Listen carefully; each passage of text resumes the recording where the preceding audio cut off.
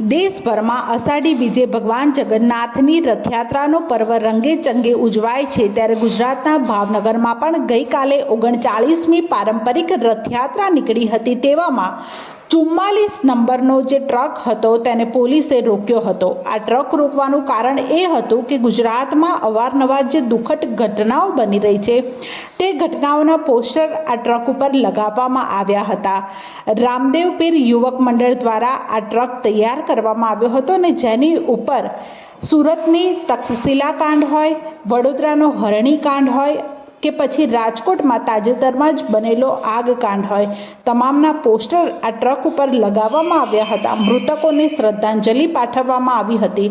આ જોઈને પોલીસની માનવતા મરી પરવારી હોય તેવા દ્રશ્યો સામે આવ્યા હતા, કારણ કે પોલીસ દ્વારા આ ટ્રક ઉપર લગાવેલા પોસ્ટરો ઉતારી લેવામાં આવ્યા હતા અને બાદમાં ટ્રકને રવાના કરવામાં આવ્યો હતો। પરંતુ આ ઘટના કેટલી યોગ્ય તે સવાલ થાય છે, કારણ કે અવારનવાર ગુજરાતની પોલીસ ઉપર સવાલો ઊભા થાય છે, ત્યારબાદ ભાવનગરની પોલીસની પર જો હુકુમી સામે